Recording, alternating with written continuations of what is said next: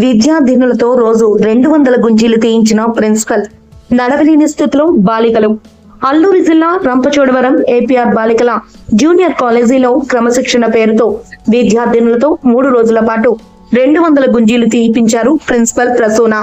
తీవ్ర అస్వస్థతకు గురైన 50 మంది బాలికలు, నడవలేని స్థితిలో ఉన్న బాలికలను చేతులపై మోసుకెళ్తున్న తోటి విద్యార్థినులు. భావితరానికి ఉపయోగపడేలా బంగారు బాటలకు పునాది వేయాల్సిన గురువులే పిల్లల పాలిట రాక్షసులుగా మారితే ఎలా ఉంటుందో దానికి చక్కని ఉదాహరణ ఈ దారుణమైన సంఘటన అని తల్లిదండ్రులు వాపోయారు. తక్షణమే ప్రభుత్వ యంత్రాంగం స్పందించి ప్రిన్సిపాల్ పై కఠిన చర్యలు చేపట్టాలని వారు కోరారు.